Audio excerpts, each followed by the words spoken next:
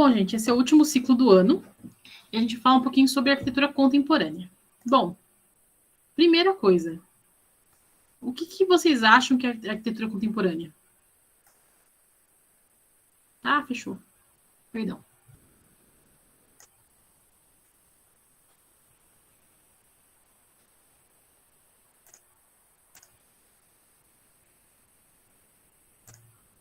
Deu um e-mail de coisa aberta.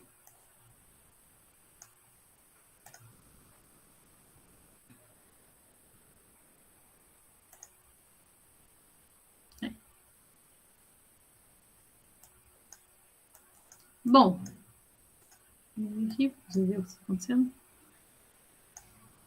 Contemporâneo é tudo aquilo que é do nosso tempo. Então, quando eu falo que uma coisa é contemporânea a outra, quer dizer que elas estão conjuntas no nosso tempo. Por exemplo, quando a gente fala que Leonardo da Vinci e Michelangelo são contemporâneos, é porque eles conviveram no mesmo período de tempo. Conviveram não, coexistiram no mesmo período de tempo. Então, a arquitetura contemporânea é a arquitetura do nosso tempo. Ela vai aparecer, a gente vai considerar contemporâneo, a partir de mais ou menos de 1980, que é quando o movimento moderno começa a enfraquecer. E o que isso quer dizer? Que a arquitetura ela vai virando uma coisa que ela não tem mais uma regra. Por exemplo, a gente tinha lá os 5 pontos da arquitetura moderna, a exploração de novos materiais, pouca ornamentação. Tudo isso dá lugar a uma arquitetura que é independente.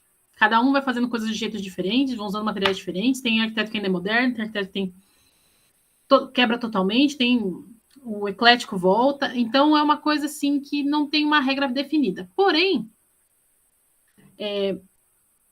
na arquitetura contemporânea, a gente consegue fazer um filtro, a gente consegue ver como as coisas acontecem e, com isso, e buscar entender melhor como o presente funciona. E essa arquitetura contemporânea é a arquitetura que a gente vai fazer também, né? Vocês, quando vocês se tornarem técnicos de edificações. Esse prédio que vocês estão vendo agora é a Biblioteca Brasiliana, ela fica na USP em São Paulo. Ela é um prédio feito por um arquiteto moderno, porém ela é contemporânea. Por quê? Embora o Eduardo de Almeida seja um arquiteto moderno, que ele tenha se formado no período moderno e feito as suas primeiras obras no período moderno, ela já se encontra depois de 1980 e já está dentro do contemporâneo. Por quê? Porque ela não segue tão bem as regras do moderno assim.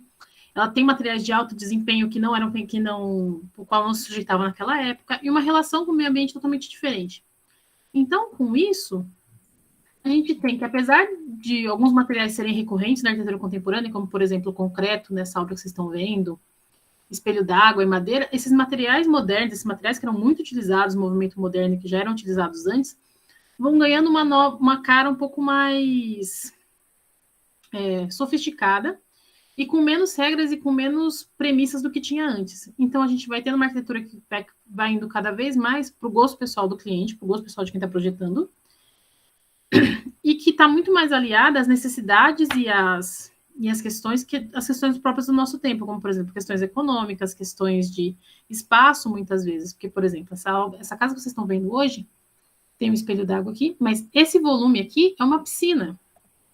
Por quê? Porque é uma casa no terreno em São Paulo que é muito estreito e que precisava ser... que o cliente queria muito ter uma piscina, só que não dava porque era muito escuro. Então, a solução do projetista foi jogar a piscina para cima. E isso... E isso é algo próprio do contemporâneo, que é explorar muito mais as questões e tratar elas de forma individual, sem trabalhar uma forma, um raciocínio aplicado de antemão para todos os projetos. Todas as características vão ser os novos materiais, que a gente vai ter obras que eram impensadas antes, como, por exemplo, esse prédio em Dubai, que ele é torcido, porque ele tem, além de ter um aço de alto desempenho, ele tem um concreto de alto desempenho também.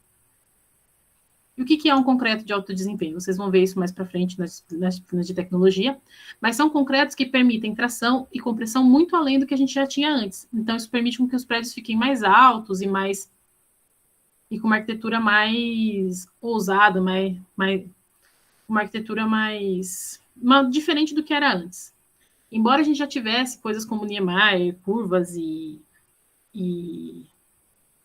formas diferentes, dentro da arquitetura contemporânea, isso vai ser exponencializado, porque a gente tem, além de novos materiais, a gente vai ter novas tecnologias. E isso faz com que essas tecnologias permitam novas formas e novas questões. Então, a gente vai ter algumas vertentes de arquitetura contemporânea. A primeira delas é essa arquitetura de alto desempenho, né? A gente vai falar um pouquinho mais para frente.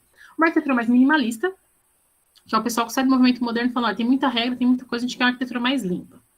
Então, a gente vai ter essas três premissas, né? A minimalista, que tem poucos elementos, espaços amplos, poucos móveis e quantidade reduzida de materiais também. Por exemplo, você vê ó, que nessa casa tem metal, vidro, concreto e madeira. Acabou. Esses 4 elementos compõem todas as coisas que estão dentro dessa residência. Isso vale não só para a quantidade de materiais, mas também como as cores trabalham. Por exemplo, essa casa aqui é em preto e branco. Essa casa é um projeto muito bacana, depois eu mando o link para vocês, que ela é feita num terreno de 4 metros de frente por 30 de largura. Então, é uma casa bem comprida. E ela vai trabalhar sempre essa questão de 2 cores. Então, com isso, ela é minimalista não na quantidade de materiais, mas na quantidade, no uso de cores. Então, isso faz com que essa arquitetura seja muito mais sóbria.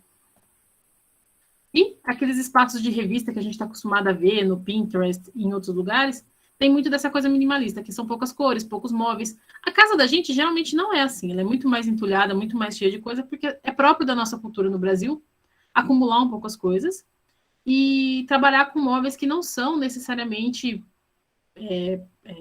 de alto design, por aí vai.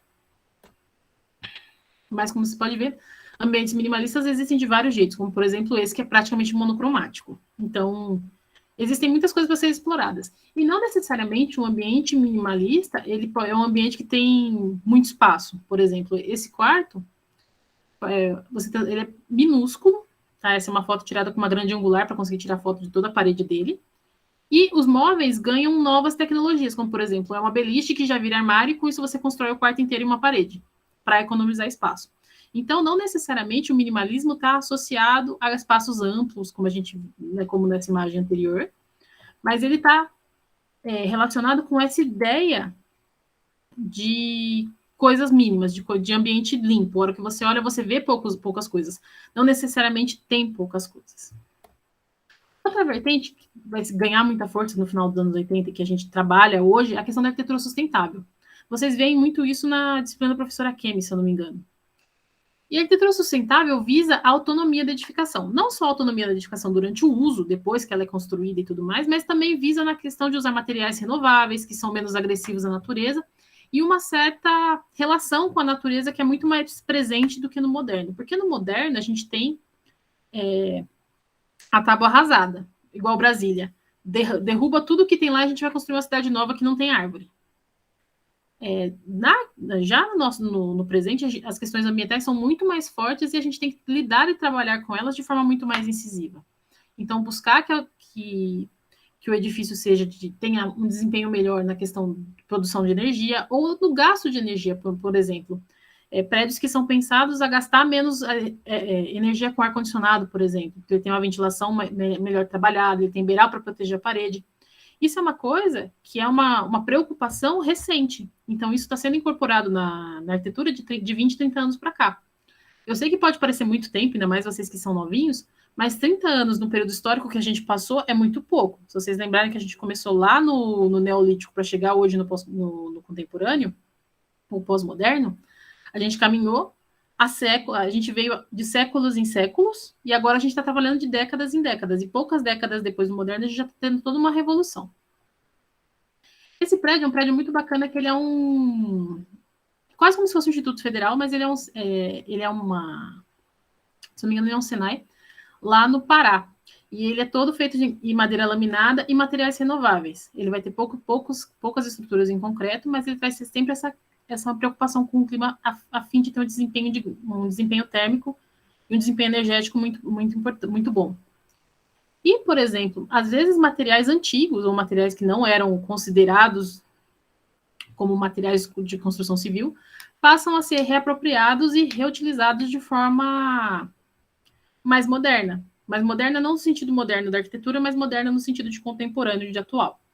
Como, por exemplo, grandes estruturas em bambu, que antes eram usadas para fazer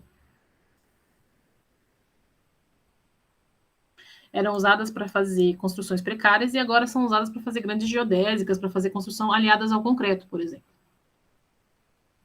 E como eu falei, a grande integração entre natureza e construção, que era uma coisa que era impensada, né, em momentos anteriores. O jardim ficava para fora, ou no máximo ele entrava em algum ambiente, e os grandes edifícios, o mato ficava lá para fora, e hoje não, a gente tem questões de placas solares, inclusive que compõem fachadas e compõem volumetrias, como essa estrutura aqui de placas solares. E toda essa questão energética do desempenho ambiental está ligada à edificação. Então, a gente acaba sempre trabalhando as questões energéticas junto com a arquitetura. Isso é parte do que a gente faz hoje e do que é muito importante ser pensado junto com a nossa arquitetura. E também faz parte do que a gente chama de sustentável a reciclagem. Isso não necessariamente quer dizer que você vai usar coisa velha ou coisa ruim. Não, é que você vai reapropriar materiais ou requalificar materiais para ser usados na construção civil, que era uma coisa que não acontecia antes, porque antes a gente tinha muita abundância de material. A construção civil, 50 anos atrás, ela era muito barata mesmo. A ponto de, por exemplo, ser mais barato você fazer disjuntor para o andar inteiro do que colocar interruptores individuais. Existem prédios em Brasília que o andar inteiro era controlado por 2, 3 interruptores, porque era mais barato você pagar a energia do andar inteiro do que colocar interruptor em todos os lugares. Com toda a mudança que a gente sofreu ao longo do tempo, hoje em dia a gente está pensando cada vez mais em consumir menos energia. Então, reapropriar e mudar a forma como a gente concebe as nossas edificações faz parte disso. E uma coisa que é interessante e importantíssima é o seguinte: não é porque que uma habitação é pequena, ou uma habitação é barata, ou ela vai entrar no escopo periférico, que ela é uma habitação que não pode ser sustentável ou de alto desempenho, tá? É lógico que a energia fotovoltaica para geração de energia na tomada, não só para aquecimento de água, ainda é uma tecnologia cara. Porém, a tecnologia de aquecimento de água, por exemplo, que era muito cara 20 anos atrás, hoje em dia é acessível. Então, esses recursos e essa arquitetura minimalista e essa arquitetura voltada para o desempenho, voltada para as questões sociais e para as questões ambientais, pode ser feita em qualquer lugar. Por exemplo, esse projeto que vocês estão vendo agora, ela é uma casa feita na periferia de São Paulo, que ganhou um prêmio por ser um dos projetos mais baratos feitos naquele ano. E além dela ter uma arquitetura de grande qualidade, ela tem uma questão sustentável, e sustentável não só do ponto de vista que ela aproveita bem o espaço, refrigera a edificação, mas porque ela consumiu poucos recursos. Então, isso também faz com que a arquitetura seja sustentável, tá? Nesse caso, eu até poderia colocar que ela é sustentável, minimalista e brutalista, porque a gente está vendo todos os materiais aparentes. Aquele mesmo conceito do moderno aparece aqui repaginado. Por exemplo, aqui a gente vê tudo é concreto. Ó, o chão é de concreto, é bloco de concreto e laje de concreto. Ainda assim, como ela tem um pouco mais de verde, uns materiais um pouco diferentes, ela vai ganhando uma outra cara. Mesmo ela sendo uma casa pequena na periferia de São Paulo. Isso não impede que essa arquitetura seja apropriada e que tenha todas essas características. Ó. Como você pode ver aqui, ó, é a mesma geladeira que a gente tem, a geladeira normalzinha. Esse fogão chique com 2 fornos é até uma coisa um pouco mais sofisticada, mas ainda assim é uma casa popular. E o que a gente acaba pensando quando a gente pensa, nossa, arquitetura contemporânea é um negócio muito novo e muito sofisticado em relação a tudo, é a arquitetura paramétrica. A arquitetura paramétrica ela é uma coisa assim, ela é desenvolvida por computadores, digamos assim. Ela pode ser calculada na mão? Pode. Porém, é muito difícil fazer todos esses cálculos. Então, geralmente ela é feita por base computacional. E isso fica muito com cara de maquete eletrônica, né? Porque um prédio que parece que não existe na hora que a gente olha ele. Porém, toda essa arquitetura ela é voltada para, geralmente, edificações públicas e coisas de grande design. Quando o design da edificação ou o design daquele imobiliário é mais importante do que as outras questões, porque são prédios muito difíceis de serem construídos. Apesar de eles serem calculados por computador, a construção delas acaba sendo muito entroncada.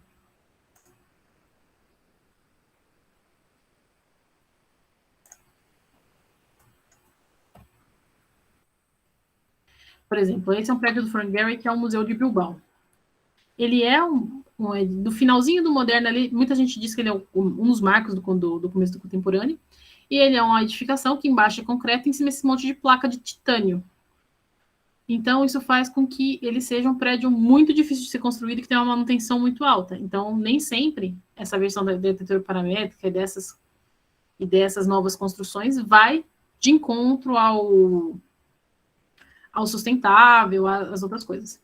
A parte legal disso tudo é que a gente vai trabalhar com programas de computador para gerar essas geometrias, essas coisas de uma forma muito mais prática, muito mais fácil de serem calculadas. Inclusive, é por isso que a gente consegue ter prédios como o de Dubai hoje.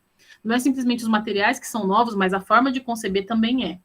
Sem esse cálculo computadorizado, poderia ser feito? Poderia, mas seria muito difícil.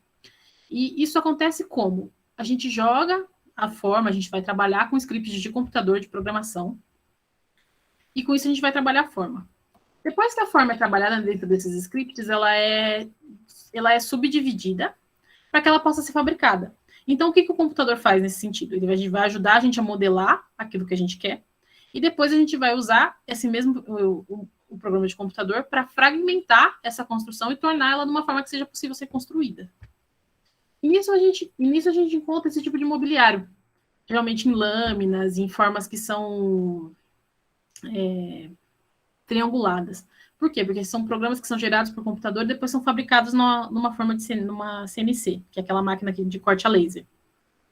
Então, a gente tem essa arquitetura que ela é muito característica da parametrização, mas que também tem a sua porcentagem de interessante na questão da produção, porque isso faz com que essa arquitetura possa ser produzida em larga escala. Por mais que ela seja assim toda diferentona e tenha certa dificuldade construtiva, ainda assim ela pode ser fabricada numa linha de produção. Então isso faz que a gente possa fabricar esses móveis, fabricar construções como esse ponto de descanso, que é um ponto de ônibus na... Agora eu não lembro onde que é isso, mas é em São Paulo, é no Brasil, isso não é fora não. E construções mais complexas, como, por exemplo, essa que é o ninho de pássaro da Olimpíada de Pequim, já está um pouquinho desatualizado, mas também é uma construção de cunho paramétrico, ó, porque aí a gente tem uma junção de duas coisas. Essa estrutura em concreto, que já vira, ao mesmo tempo, a estrutura e o invólucro dessa grande edificação. E tudo isso pode ser calculado, é muito mais facilmente calculado, graças a essa arquitetura que depende e se relaciona com o computador de uma forma diferente. E a gente pode, ainda assim, com essa questão paramétrica, trabalhar com questões conceituais fortes, como a gente trabalhava no movimento moderno, e trazer e aliar essas duas tecnologias, essas duas ideias, como, por exemplo, essa é a maquete da Biblioteca de Sendai, Mediateca, perdão, que a ideia era um prédio que tivesse uma estrutura como se fosse um celular, são várias membranas que formam pilares que sustentam as várias lajes. Esse prédio foi construído. E ele pôde ser construído graças a essa tecnologia e graças a esses novos materiais. Então, esses novos, assim como foi no movimento moderno, como foi no gótico, os novos materiais trazem do século XIX, trazem novas formas de pensar e trabalhar, e isso faz com que a gente cada vez mais puxe um pouco mais a corda e faça coisas cada vez mais diferentes. É lógico que nem tudo isso está acessível, como eu falei, mas esses novos materiais, eles chegam, porque tem uma coisa que faz com que a arquitetura chegue, que as coisas cheguem na gente, é a questão do custo. Tudo começa muito caro, mas com o tempo vai cair no preço até a hora que é acessível. E isso está acontecendo com esses materiais de alto desempenho. Então, aos poucos, eles estão chegando na nossa faixa da construção civil, que é ali os nossos 2.000, 2.500 reais por metro quadrado. É isso, gente. Vocês têm dúvidas, questões? Acharam legal? Estão com sono ainda? Professor, eu achei legal a parte da. Eu não sei, a casa que é moderna e tal, essa parte da computação que eu não sabia que, tipo, era melhor fazer. Não, é claro, é melhor fazer no computador, mas que não podia fazer na mão, sabe? É mais fácil. Algumas coisas, por exemplo, isso aqui é muito difícil fazer na mão. Dá para fazer? Dá. Só que é muito complicado. Então, por isso que elas são feitas por computador e por isso que se tornou mais popular. Porque existiam obras complexas, como, por exemplo, as curvas do Niemeyer. Tudo bem que muitas delas elas não conseguiram ser construídas direito, então elas têm uma carinha bem sofrida na hora que você vai lá visitar. Mas faz parte desses novos materiais, dessas novas tecnologias serem aplicadas às construções. Então, quando você vê aqueles pontos de ônibus todo invocado que tem em São Paulo, que tem em outros lugares, eles se valem desse tipo de ideia. É lógico que tudo isso passa pela criação de alguém, porque afinal de contas os computadores não fazem nada sozinhos, né? Por mais que pareça mágica, olha, você joga no programa lá o negócio triangula tudo, ainda assim tem alguém fazendo o projeto, fazendo esse script todo funcionar, porque isso aqui é um pesadelo. Eu não sei, eu tava vendo outro dia sobre prédios que são muito difíceis de construção e que a maioria dos engenheiros não gostam, mas aí eu vi ela é uma engenheira famosa, eu não lembro o nome dela, mas que ela fez um monte de prédio muito legal e diferente, sabe? Uhum.